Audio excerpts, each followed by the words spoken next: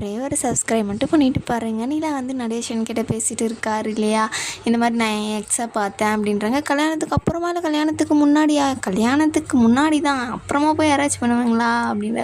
நீங்கள் பண்ணுவீங்க, உங்கள் காதல் கதையில் மட்டும்தான் தோண்ட தோண்ட வந்துகிட்டே இருக்கே உங்கள் காதல் கதை அப்படின்ற மாதிரின்றாங்க. அதெல்லாம் ஒன்றும் இல்லை, அது சின்ன வயசில் அவங்க கொஞ்சம் இல்லாதப்பட்ட ஃபேமிலி, அதனால் வேறு இடத்துக்கு மாறி போயிட்டாங்க. நானும் போய் தேடிக்கெல்லாம் பார்த்தேன், எந்த ஊர்லேயுமே கிடைக்கல அப்படின்ற மாதிரி. இப்போ ஒரு பார்த்தேன்னா ரொம்ப இதாக இருக்குது அப்படின்னு சொல்கிறாங்க. குடிச்சிருக்கீங்களா என்ன?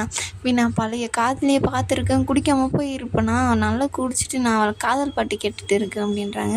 சரி வாங்க டிவி பார்ப்போம், சோழன் டிவி வாங்கிட்டு வந்துட்டு இருக்காரு அப்படின்றாங்க. வேணாம் நான் பாட்டை கேட்டுன்னு நான் நிம்மதியாக இருக்கேன், நீ போ அப்படின்றாங்க. சாப்பாடு போட்டுன்னு வரவா? இல்லை சாப்பிட்டேன். வெளியே சாப்பிட்டீங்களா? ஆமாம் வெளியே சாப்பிட்டு வந்துட்டேன் அப்படின்றாரு.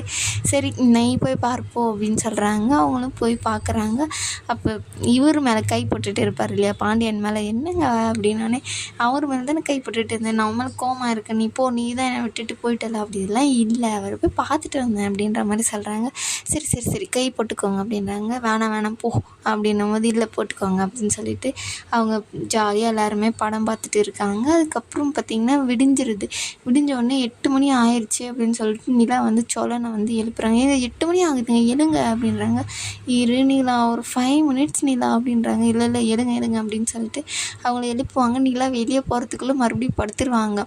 வெளியே வந்து பார்த்திங்கன்னா சேரை நான் எழுப்பாங்க. எழுங்கண்ணா 8 மணி ஆயிடுச்சுண்ணா. ஐயோ 8 மணி ஆயிடுச்சா, இவங்களால எழுப்புங்க அப்படின்றாங்க. டே பல்லவா பாண்டி எழுங்கடா, 8 மணி ஆயிடுச்சுடா அப்படின்னு சொல்லிட்டு அவங்கள எழுப்பிட்டு இருக்காங்க. இவர் மறுபடியும் தூங்கிட்டாரா அப்படின்னு சொல்லிட்டு நிலா வந்து சோழனை போய் கிள்ளி எழுப்பிடுவாங்க. ஐயோ கிள்ளிட்டாலே, ஐயோ நான் எழுறேன் நிலா அப்படின்னு சொல்லிட்டு எழுந்துருவாங்க.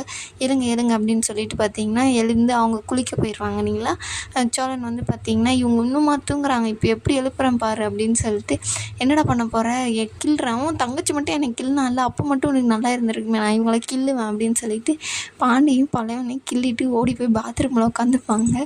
பாண்டிக்கு செம்ம கோவம் வந்துடும். அதுக்கப்புறம் பார்த்தீங்கடி கதவை தரடா, மரியாதையை கதவை தர, இதுக்கடா இப்போ கிள்னாடி, என்ன கிள்னாடா அவன், உன்னை கிள்னா அதுக்கு எதுக்கடா என்ன கிள்ணும் நீ அப்படின்னு சொல்லிட்டு அதை சண்டை போட்டுட்டு இருக்காங்க. ஐயோ அவனை சீக்கிரம் வானே அப்படின்னு சொல்லிட்டு பல்லம் வேறு டென்ஷனாக இருப்பாங்க. டி அவன் தான் சொல்கிறான்ல வாடா டக்குன்னு அப்படின்னு சொல்லிட்டு சேரன் வந்து பார்த்திங்கன்னா அவங்களெல்லாம் கூப்பிட்டு அதுக்கப்புறம் பாண்டியும் பாண்டியனும் சோழனும் பார்த்திங்கன்னா அடிச்சுப்பாங்க. இவங்க 2 பேருக்கு இதே வேலைடா அப்படின்னோடனே, எனக்குன்னா பரவாயில்லண்ணா, நீலாம் கிள்ளி தான் எழுப்புவா, இவனை நினச்சாதான் எனக்கு சிரிப்பாக இருக்குது, என்னடா சொல்கிறான், பின்ன வானதி அவன் மேலே ஏறி கதக்களியே ஆடுவான் அப்படின்ற மாதிரி சொல்கிறாங்க. ஆமாடா அது என்னவோ நிஜம்தான் அப்படின்னு சொல்லிட்டு சரி எல்லாம் நீலா குளிச்சுட்டு வந்துடுவாங்க. அவங்களுக்கு காஃபி போட்டு தருவாங்க. அப்புறம் காஃபி குடிக்கும்போது பார்த்திங்கன்னா பழம் வந்து டிவி போடுவாங்க. டிவி எதுக்குடா இப்போ அப்படின்னு பாட்டு கேட்கணும். ஆமாம் இவர் பெரிய இசை புயல், இவர் பாட்டு கேட்காம இவரால் எந்த வேலையுமே செய்ய முடியாது, நான் ஒரே ஒரு 10 நிமிஷம் நான் அப்படின்னு சொல்லிட்டு அதுக்கப்புறம் டிவி பார்த்துட்டு இருக்காங்க. இப்போ மட்டும் நீ என்னை அடித்தா உன் மேலே காஃபி ஊற்றிடுவேன் அப்படின்னு சொல்லிட்டு பாண்டியனும் சோழனும் விளையாடிட்டு இருக்காங்க. நிலாவுக்கு ஒரே சிரிப்பு. அதுக்கப்புறம் பார்த்திங்கன்னா இவங்க எக்ஸன்னு சொல்கிறாங்களே, அவங்க வந்து பார்த்திங்கன்னா வானதியோட பெரியம்மா. வானதியெல்லாம் சாப்பாடு எடுத்துன்னு வந்து கொடுத்து எல்லாம் சாப்பிட்டே பேசிகிட்டு இருப்பாங்க. சின்ன வயசில் நானும் அம்மாவும் எப்படியெல்லாம் சண்டை போட்டுப்போம் தெரியுமா அப்படின்றாங்க. அந்த பாத்திரத்தை தான் நான் இப்போ வந்து உனக்காக நான் இருக்கேன் பெரியம்மா அப்படின்னு சொல்லிட்டு வானதி வந்து சொல்கிறாங்க. ஒரே சண்டையாக போச்சு அப்படின்னு சொல்லிட்டு சொல்கிறாங்க. இதுக்கு மாட்டின்னு முழிக்கிறது நான் தான் அப்படின்னு சொல்லிட்டு வானதியோட அப்பா வந்து சொல்லுவார். ஆமாம் ஆம்பளையாக இருந்தால் அப்படித்தானே, எல்லாமே சமாளிச்சுத்தானே ஆகணும் அப்படின்னு சொல்லிட்டு அவர் சொல்லிட்டு இருப்பாங்க. சரி எனக்கு ஒரு தனியாக ஒரு வீடு பாருங்கள் அப்படின்னு சொல்கிறாங்க. ஏன் நீ இங்கேவே இருக்கா அப்படின்றாங்க. இல்லை இங்கேருந்து உங்களுக்கு தண்ணிக்கெல்லாம் ரொம்ப கஷ்டம், உங்கள் ஓனர் விட மாட்டாங்க, எனக்கு வேறு எங்கேயாச்சும் வீடு பாருங்கள். ஆமாம் அதுவும் கரெக்டு தான் பெரியம்மா அப்படின்றாங்க. ஆனால் சாப்பாடெல்லாம் சூப்பர் பெரியம்மா அப்படின்னு சொல்லிட்டு அவங்களெல்லாம் சொல்லிட்டு இருக்காங்க. நான் போய் குளிக்கிறேன், சாப்பிட்டோன்னே யாருன்னா குளிப்பாங்களா அப்படின்னோடனே, நான் குளிப்பேன், நீ சொன்னாலும் சொல்லலை, நான் குளிக்க தான் போகிறேன் அப்படின்னு சொல்லிட்டு அவங்க அங்கேருந்து குளிக்க போயிடுவாங்க. அதுக்கப்புறம் அவங்களுக்கு ஒரு நல்ல வீடாக பார்க்கணும் அப்படின்னு வானதி ஃபேமிலியெல்லாம் பேசிகிட்டு இருக்காங்க.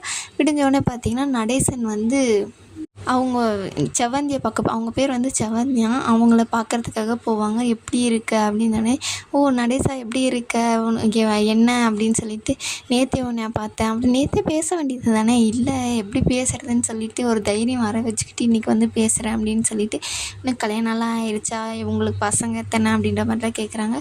அதுக்கு செவந்தி இருந்துக்கிட்டு, எனக்கு கல்யாணம் ஆயிடுச்சுன்னா எனக்கு பசங்களாம் யாரும் இல்லை, அவர் கொஞ்ச நாள் முன்னாடி செத்துட்டார் அப்படின்றாங்க. நானும் என் பொழப்புக்காக பார்க்கணும் இல்லை, என் தங்கச்சி வீட்டிலேயே தான் இப்போ இருக்கேன். ஒரு ரூம் ஒன்று பார்க்க சொல்லியிருக்கேன் அப்படின்னு சொல்கிறாங்க. உனக்கு எத்தனை பசங்க அப்படின்னோடனே எனக்கு 4 பையன்.